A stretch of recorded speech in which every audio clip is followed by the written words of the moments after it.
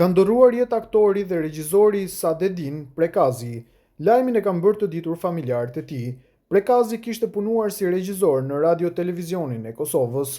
I ndjeri ishte një artist i përkushtuar, i cili la gjurmë të çmuara në skenën teatrore dhe në jetën kulturore. Ai do të kujtohet për kontributin e tij në art, si dhe për respektin dhe vlerësimin që gëzonte nga publiku.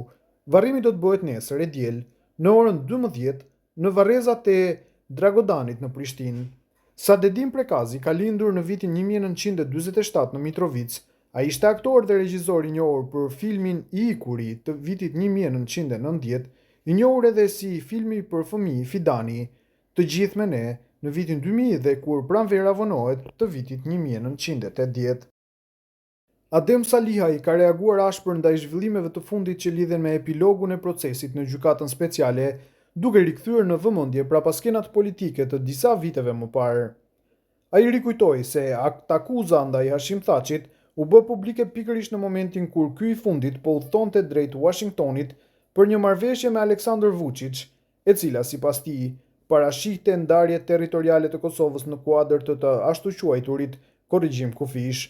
Salihaj në postimin e tij në Facebook hodhi akuza edhe për përfshirje ndërkombëtare, lobim të financuar dhe tentativa për riformatim të hartës rajonale, duke e cilësuar gjithë procesin si një rrezik serioz për ekzistencën e shtetit të Kosovës, transmeton Bota Sot.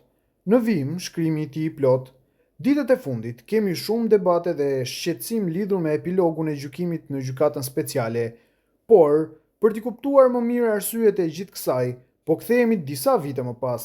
Flet arresti për Hashim Thaqin u lëshua në momentin kur ai në Vjen po hypte në aeroplan për të shkuar në Washington.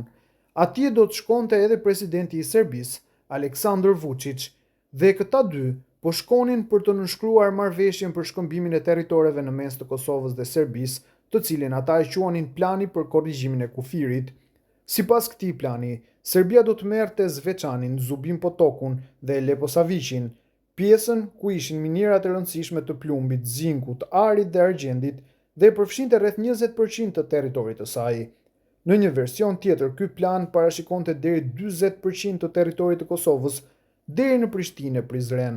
Kosova do të merrte në këmbim një pjesë të Preshevës dhe disa fshatra të Luginës, më pak se gjysma e këtij 20% që do të merrte Serbia. Këto ishin kryesisht ara, livadhe dhe ndonjë mal, por pas një pasurinë toksore. Serbia do të kishte plus asociacionin e komunave me shumicë serbe, pastaj do të kishte mbrojtje të veçantë për kishat dhe manastiret. Dihet se liçenin e Ujmanit do ta merrte Serbia. Por një çështje tjetër e rëndësishme ishte Trepça, pasuria e së cilës vlerësohet në $500 miliardë. Sipas këtij plani, Trepça do të menaxhohej në mes të Kosovës, Serbisë, SHBA-ve, Rusisë dhe Kinës. Kosova do të merrte vetëm 30% të saj. Pjesa tjetër i shkonte Serbisë dhe këtyre shteteve që u përmendën. Nuk duhet përjashtuar mundësia që ndonjë hise të kësaj pasurie të madhe ta kishte edhe Grenell, Thaçi, Rama dhe Vučić. Vetë Mitrovica si komunë, e ndoshta edhe më shumë se kaq do t'i caktonte Kosovës, por do t'i ishte distrikt i veçantë nën menaxhimin e shteteve të mëdha. Ky plan ishte i hartuar në Beograd nga Vučić, por sponsor kryesor ishin Hashim Thaçi dhe Edi Rama. Ata bën çmos që ky plan të realizohej. Hashim Thaçi bëri vizita në shumë shtete për t'i bindur ta përkrahnin këtë plan, por nuk gjeti përkrahje askund, përveç te Rusia, Serbia dhe për fatin ton të keq te Edi Rama, sepse më vjen në rënd të them te Shqipëria. Në Washington, sponsor i planit ishte Richard Grenell, i cili e kishte bindur presidentin Trump se ky ishte plani paqes, i cili zgjidhte në mënyrë paqësore konfliktin shekullor dhe ndalte luftën 200 vjeçare në mes të shqiptarëve dhe serbëve.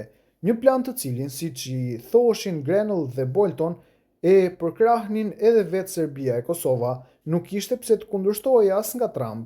Këto ishin manipulime të Richard Grenell, i cili, siç dihet, ishte i paguar nga Serbia. Më vonë Vučić e dekoroi Grenellin në Beograd për merita të veçanta për Serbinë. Hashim Thaçi e kishte paguar James Rubinin nga €25.000 çdo muaj për 2 vite, që bëjnë €1.248.000 nga buxheti i Kosovës që të lëbonte në Washington për realizimin e planit serb për ndarjen e Kosovës. Këto e pranoi edhe vetë Rubin gjatë dëshmisë së tij në Hag. Mënyrën e arrestimit të Thachit e shpjegoi Richard Grenell. Sipas vet atij, arrestimin e Thachit e organizojnë 3 shërbime të rëndësishme të inteligjencës: BND-ja gjermane, MI6 angleze dhe CIA amerikane.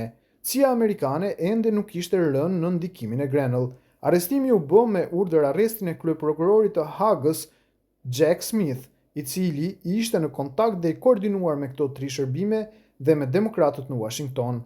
Mendoj se presidenti Trump ishte i keq informuar nga Grenell, të cilit i beson shumë. Trump nuk kishte ndonjë qëllim të keq ndaj Kosovës, ai kishte bindjen se po ndalte një luftë 200 vjeçare dhe po krijonte paqen. Madje, pse të ketë marrëveshje pas kësaj, kur vetë presidenti i Kosovës Thaçi dhe ai i Serbisë Vučić ishin pajtuar për këtë plan. Përndryshe, tash në mandatin e dytë presidenti Trump, i rrethuar nga njerëz të duhur, kur u informua drejt, ai ka qëndrimin e duhur që ka bërë hapa shumë energjik për mbrojtjen e Kosovës, bile më tepër se çfarëdo pritje e jona. Siç dihet, i është kërcënuar Serbisë se nëse e sulmon Kosovën do të paguajë shtrenjtë, ngjashëm me kërcënimin e kërshëndellave të presidentit Bush. Kohët e fundit kanë nënshkruar edhe ligjin dhe urdhrin që SBA-ja të angazhohet për mosndryshimin e kufive edhe për pranimin e Kosovës në NATO, pra ai po bën edhe më tepër për Kosovën.